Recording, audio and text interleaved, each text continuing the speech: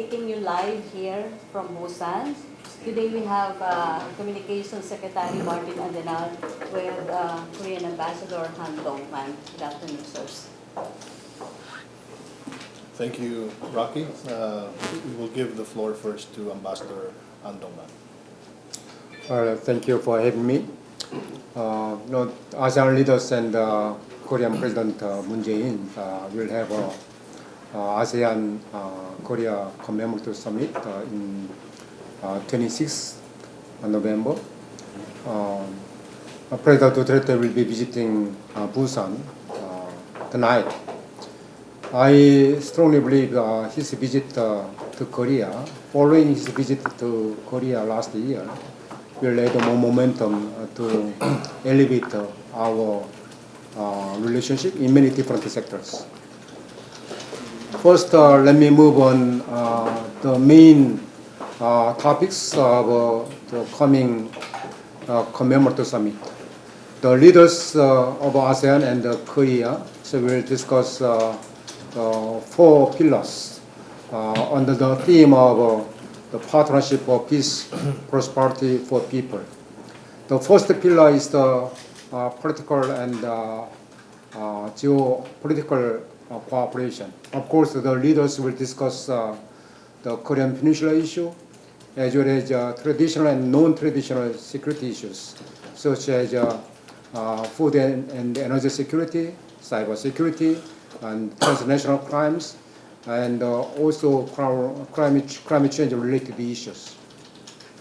For the economic and commercial cooperation, the trade volume between Korea and ASEAN reached 160 billion US dollars last year, increasing by 24th compared to 1989, when Korea was a member, a dialogue partner of ASEAN.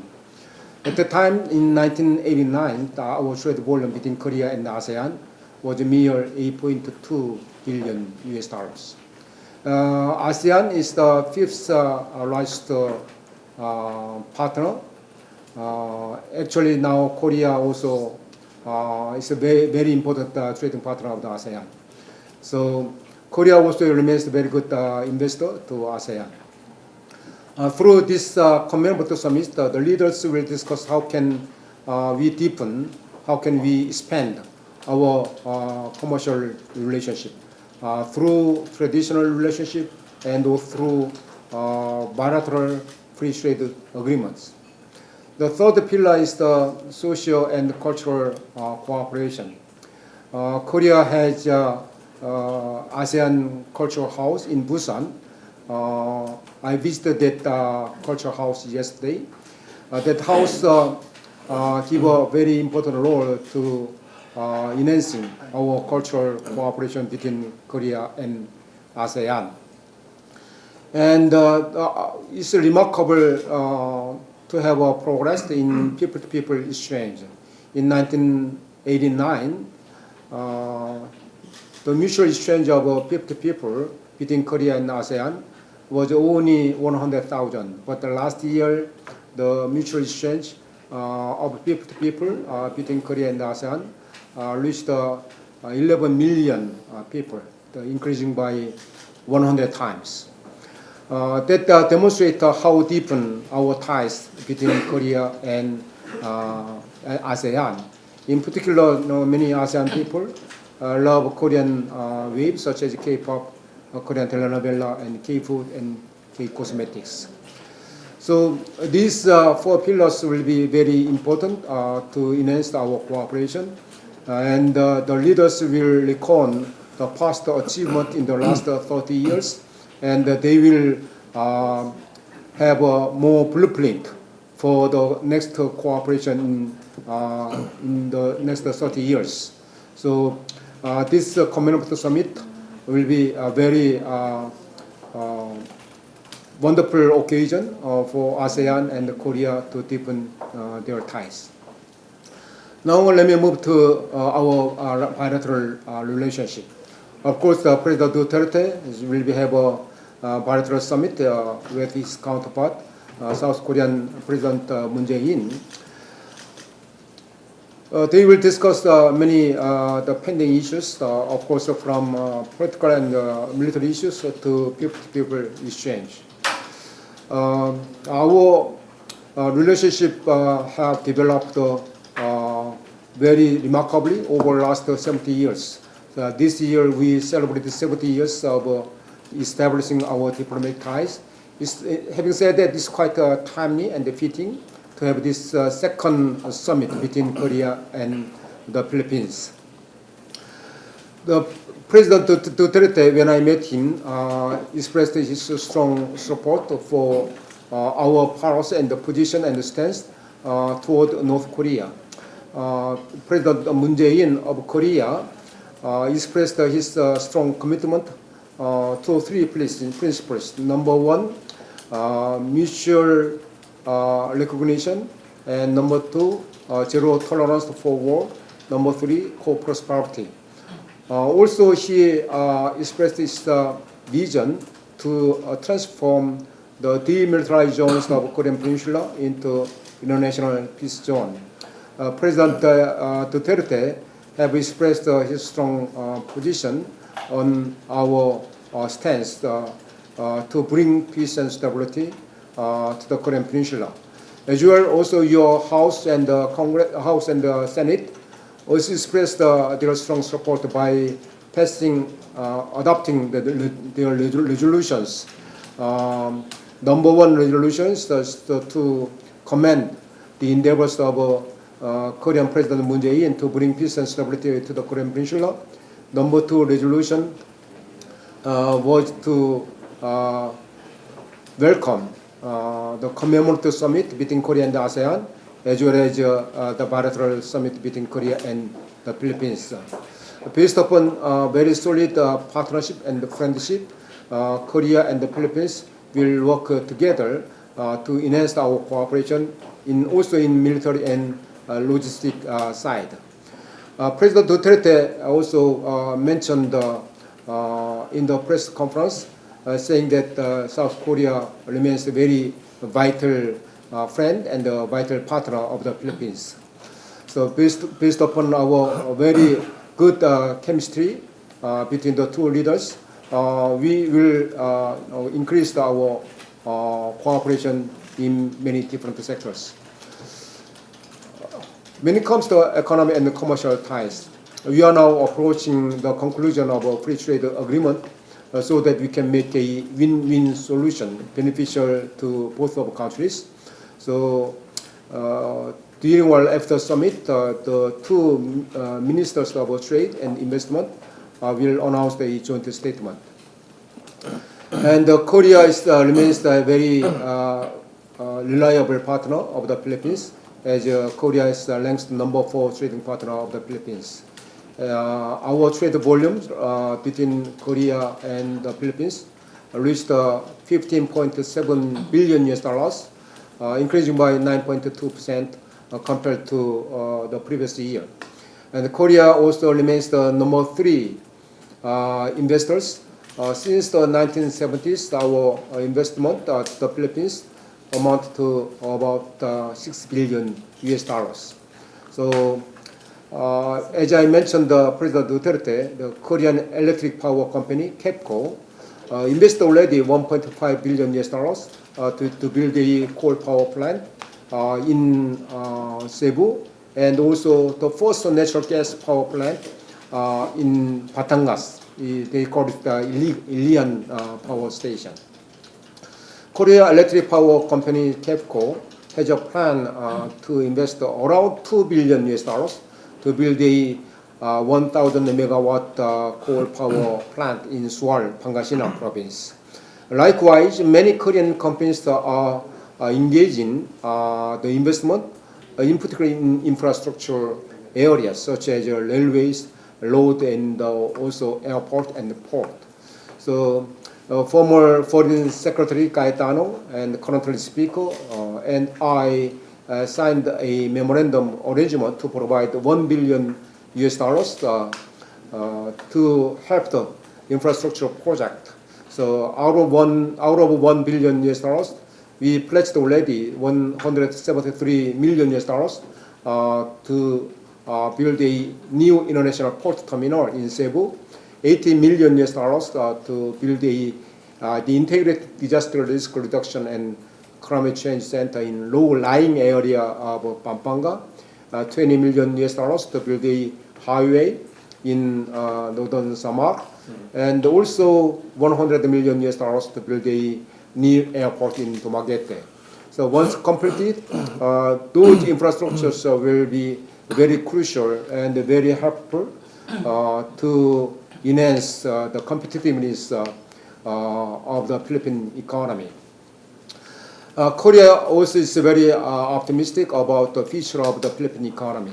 It's not my word, but one of the leading investment bank, Goldman Sachs, and also one of the best accounting firm, Pricewaterhouse, also echoed the Philippine economy would be number 18 or number 19 by 2050. So we are very optimistic about the Philippine economy, as the Philippines has enjoyed more than 6% over the last 5 years, and with very strong and also wonderful leadership and stewardship of President Duterte. Now your infrastructure project will be going and going, and will encourage the more Korean companies to invest in the Philippines. Lastly, we are very happy to have many Korean tourists. Still, Korea ranks number 1 among foreign arrivals. So when I met President Duterte on last Monday, I made a promise to bring up to 2 million Korean tourists during my term. So such kind of tourism cooperation would be very important to bridge the people. And in the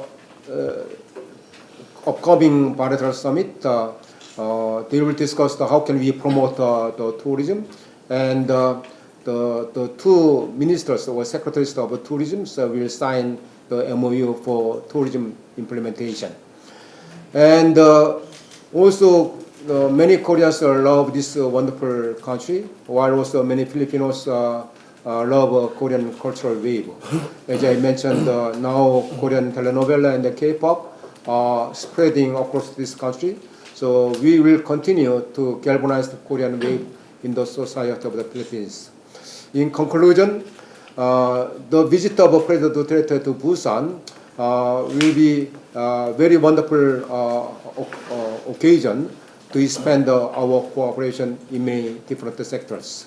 So Korea, as a very close ally and a very close partner of the Philippines, will remain as a true friend to work together. Because there is a Korean saying, a friend in need is a friend indeed.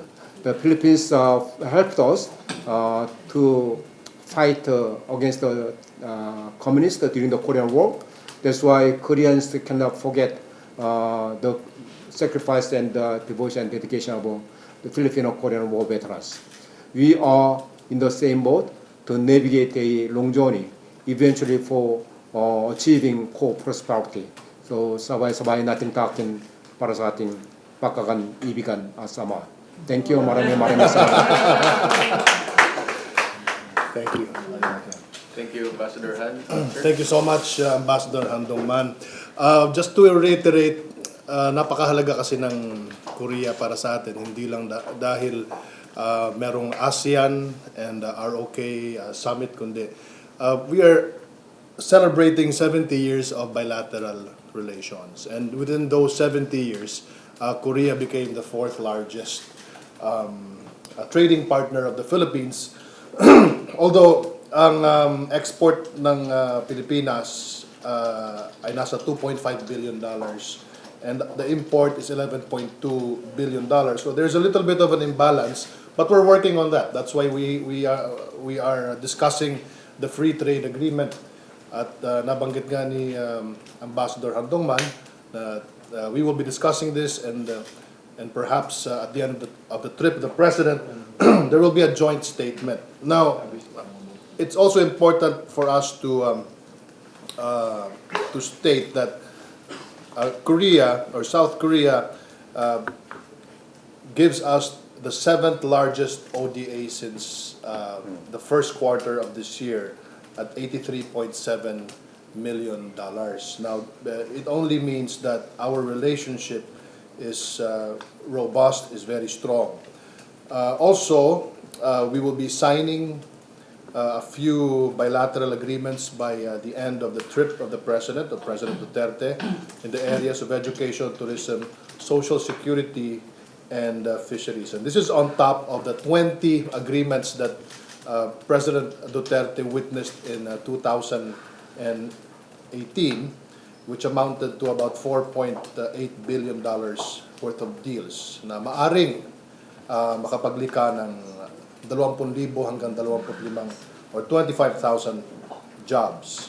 Now, going back to the FTA, hopefully, if there's a good agreement on that area, hindi lang ho major products like banana, pineapple, and copper ang pwedeng i-export ng Pilipinas. Hopefully madagdagan pa ito ng iba pang produkto mula sa bansa natin para ma-balance natin yung ating trade deal with South Korea. You know, South Korea, it was mentioned by Ambassador Haeundae na nasa $160 billion yung negosyo within ASEAN and South Korea. At sana man lang ay makakuha tayo ng mas malaking pie doon sa $160 billion.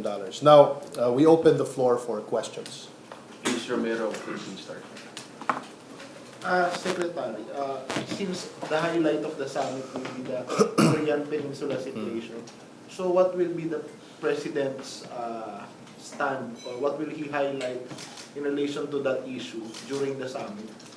Paulit-ulit na sinasabi ni Presidente mula noon pa na talagang ayaw niya na magkaroon ng gulo, sigalot in the Korean Peninsula, especially that ang pinag-uusapan natin dito ay nuclear arms, nuclear power. At tayo maapektuhan talaga, bukod sa mga Pilipino na nagtatrabaho sa South Korea, ay napakalapit lang natin mula sa South Korea. And definitely, not only the Philippines will be affected by this, but the entire world will be affected. Hindi ko masabi kung anong sabihin ni Presidente during his trip here in South Korea, in Busan, but yun ang sinabi niya noon. So we are expecting him to emphasize the importance ng nuclear relation. We can say that. Well, I can what I can say is that the interest of the Filipino people ay dadalhin ni Presidente dito sa South Korea, and that includes regional security, kasi meron din tayong sariling problema sa West Philippine Sea. Now, hindi naman pwedeng madagdagan pa yan ng Korean Peninsula problem, tapos meron pa tayong problema. I think that's too much for us. So And if I may, in the last ASEAN summit and ARF means ASEAN Regional Forum meetings, the ASEAN leaders welcomed the recent development of Korean Peninsula. In particular, they welcomed the dialogue between North Korea and also United States, as well as the two Koreas.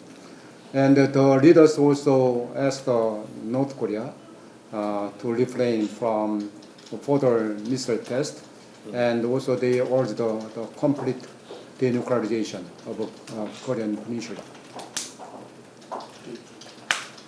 thank you po. Next question.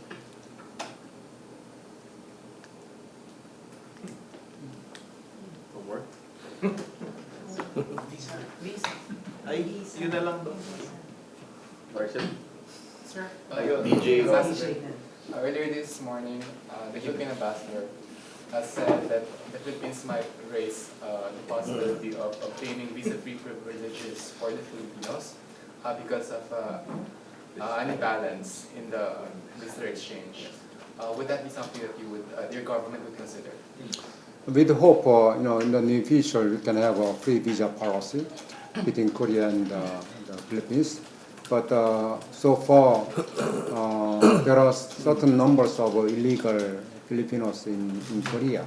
That's why our basic policy is that if we witness the drastic decrease of illegal people, naturally you can have a free visa policy. But still, there are many illegal You have people. an estimate, sir? Approximately the 15,000. Illegal Filipino Yes, workers. yes. Undocumented Filipinos here in Korea. But in other stories, there are many Filipinos who wants to visit Korea.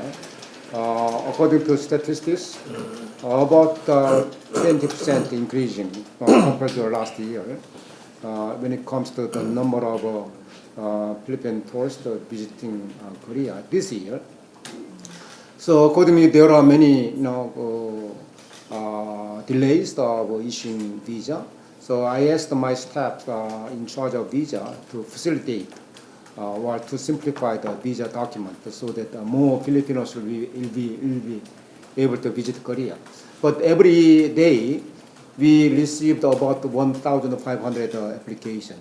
So, but we'll try to bring more steps in charge of a visa from Seoul to facilitate the visa process.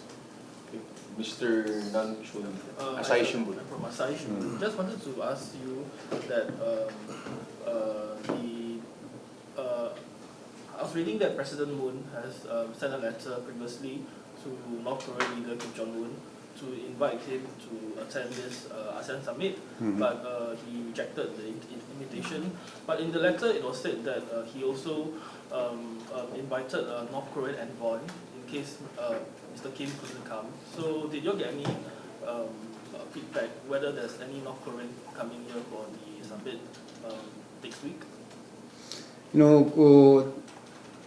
Indonesian President Jokowi initiated that idea to invite a North Korean leader to Busan Commemorative Summit, and also we hope to have Kim Jong-un, North Korean leader, to Busan because his attendance will show his sincere interest for peace and stability on the Korean Peninsula. And also ASEAN has played a very certain role in easing the tension and also in bringing peace and stability to the Korean Peninsula through the ASEAN Regional Forum meetings and in many occasions. In particular, all the ASEAN member countries established a diplomatic relationship with North Korea. In the sense, it's quite meaningful to play a certain role for ASEAN. As we have witnessed two meetings between the North Korea and the United States held in the ASEAN countries such as Singapore and Vietnam. When it comes to the visit of a North Korean leader to Busan, unfortunately we did not get any favorable response from the North, but he could not attend, but among ASEAN leaders and the Korean president, we'll discuss further how can we enhance our security environment on the Korean Peninsula. So nobody from North Korea will come this time? If I'm not mistaken, no more.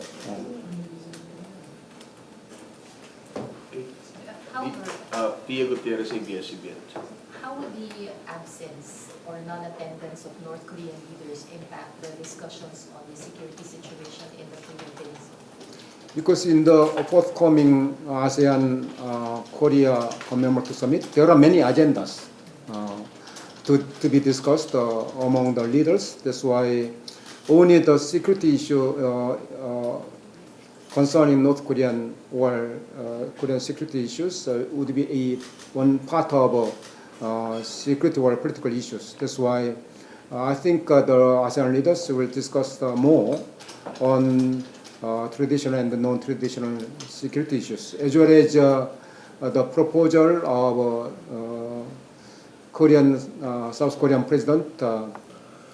As I mentioned, the three principles: number one, zero tolerance for war and mutual security guarantees and co-prosperity, as well as transformation of DMZ into international peace zones. So I think there are also quite a lot of agendas, so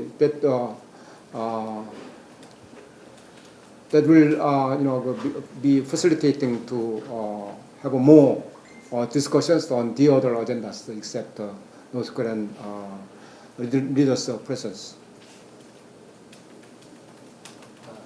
DJ?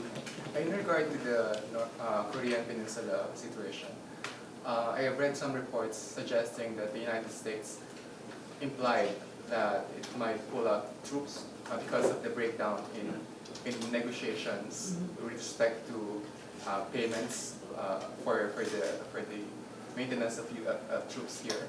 How would that impact the discussions here? But Defense Secretary of the United States said it's the wrong news, or fake news. So now United States has no any intention to pull out its troops. But also China and Korea recently signed a defense agreement, if I'm not mistaken. No. No, China and South Korea. No. No defense. But China and South Korea just agreed to exchange more information No because defense North Korea is still virtually ally of China. I think what you would want to focus on the summit would be the connectivity paradigm of South Korea, and Prime Minister Moon did. President Moon, I'm sorry, President Moon reiterated this time and again during the ASEAN in Thailand. Connectivity in peace and connectivity in prosperity, cyber connectivity, everything that would contribute to peaceful coexistence and also good business between ASEAN and South Korea. Cedric Castillo, GMA7. Sir Ambassador, sir, Secretary Andanar mentioned earlier about the trade imbalance between the Philippines and South Korea.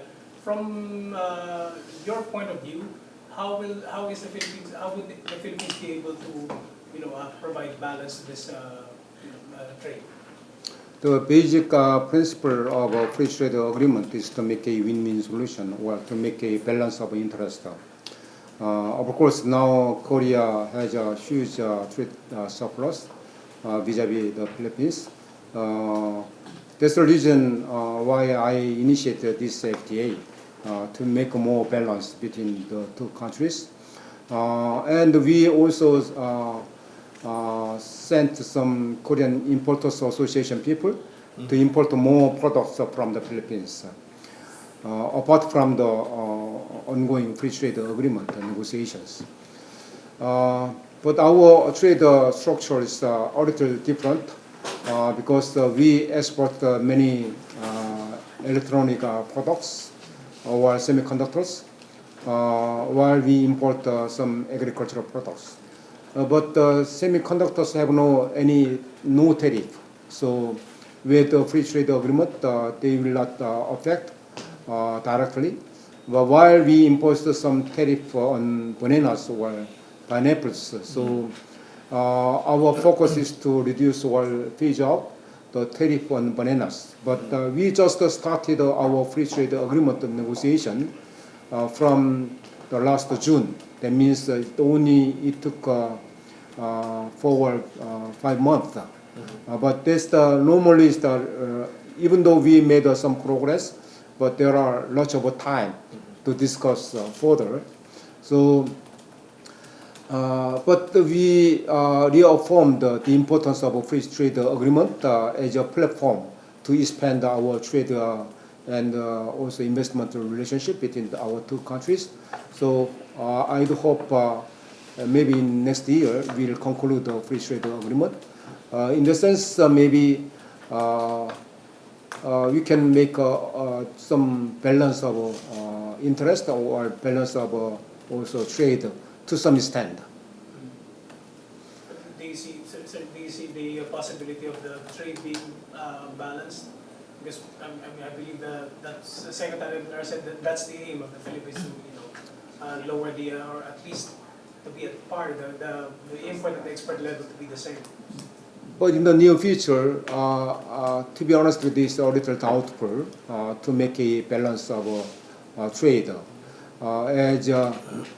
because it reflects the structure of trade. And also you have a huge trade deficit with China, likewise. So, but gradually or step by step, how can we make a balance of interest eventually by concluding a free trade agreement? Marcelo, Asia. Ambassador, how likely is a free trade agreement completion by next year? They have a target, but it depends on the discussion in details. How can we approach more and more regarding the scale of tariff to reduce, or what area we can comprise in the free trade agreement negotiation. As well, also in the context of FTA negotiations, they should include not only the products but also service areas, because the attracting more foreign investment inflows is very, very important for the Philippine economy. That's why what scope they should agree upon. That's the main task. We can conclude FTA or not by next year. Marcelo Lili, Hi, TV5. sir. Sir, just going back on the issue of visa, you mentioned that we have 15,000 illegal Filipino workers here in Korea. How would you compare it to the previous years? I mean, what's the trend? Is it increasing, decreasing? Increasing, yes. Increasing. Yeah. Okay, so aside from the numbers of illegal Filipino workers, what are the other considerations, that you consider? The other factors that you consider before approving the visa? But each Department of Justice, control the illegal people in any country. But my embassy in Manila is the #1 embassy in terms of issuing the multiple visa.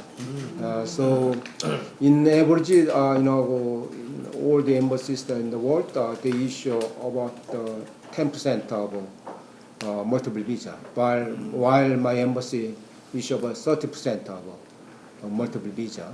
So I asked my staff to issue as many multiple visa as possible. So we introduced a 10-year multiple visa category also. So we'll continue to provide multiple visa to the qualified Filipino people. And also with your Department of Justice, and also with the Korean Department of Justice, we'll try to control or to lower the number of illegal people, so that eventually we can have a free visa policy in one day. Sir? Cedric. Sir, just to clarify, would you require the Philippines to bring down the level of illegal Filipinos here to a certain level, or completely obliterate the number before you can consider giving visa-free entries? There are two kinds of free visa policy. Number one, when we issue visa, of course, my staff from the Department of Justice control whether they are qualified or not qualified. But even they control the qualification, it's not easy to filter out any illegal or unqualified people. And also we invite 5,600 talented people to work in the Korean small and medium-sized companies. But in Korea, we have no wage discrimination between Korean and foreigners. So accordingly, we give many salaries. That means in terms of your standard. For example, in the first year, they give about $1,500, and 1 year later, $2,000. They are entitled to stay for 4 years and 6 months. But they could apply it one more time. But some of them are tempted to stay illegally because they can get very high salary. And we have also lessons from Thailand.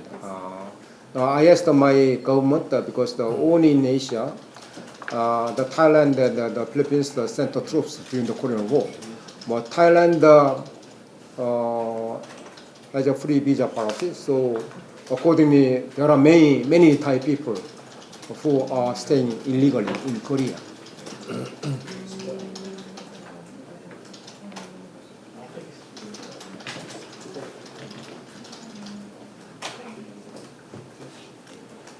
No work?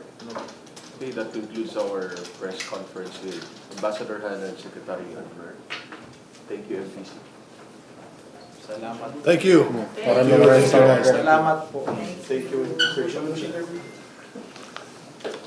7,000 na sundalo yung dinadala natin. 7,000. Nung Korean War. 7,000 plus. 7,420. Kasama sa FBR. Si Ninoy, di ba? War correspondent. War correspondent si Ninoy. Just for your reference, I published my book in Korean recently, but entitled to Korea's new future policy is the ASEAN, in particular Philippines. I introduced the strong point or selling point of the Philippines to the Korean leaders. So I will continue to galvanize the Korean investment and also, more trade investment into the Philippines. Also, I mentioned why Philippines is very important. So there are many areas for Korean investors to come here. Is there an English version of that? No, not yet. May Google Translate naman. That's why somebody told me, are you a Korean investor or a Philippine investor? Pero sir, di ba yung armistice is between North and US, the South and North? Pardon? The armistice is between US? No, there are no, because technically Korean Peninsula is still at war. Yeah. Because we have no a kind of the agreement. Just we have an armistice agreement. That's why we want to transform from the armistice agreement to permanent peace regime between the two Koreas. But armistice agreement was made among North Korea and United States and China. North Korea, United States, China after the Korean War. So to ease the tension and to bring peace, permanent peace and peace regime in the Korean Peninsula, we absolutely need a permanent peace regime. So South Korea is not a party to the armistice? At the time, no. Because South Korean soldiers were part of UN troops at the time, directed by the United States. Okay. Okay? Thank you. Thank you, Ambassador. Thank you, sir. Thank you.